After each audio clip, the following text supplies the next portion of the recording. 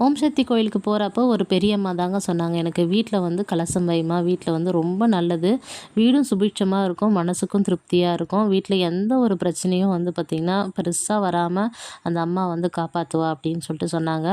அதுலேருந்து தான் நான் வந்து கலசம் வைக்கவே ஆரம்பித்தேன். மனசுக்கு வந்து பார்த்திங்கன்னா ரொம்பவே திருப்தியாக இருக்குங்க.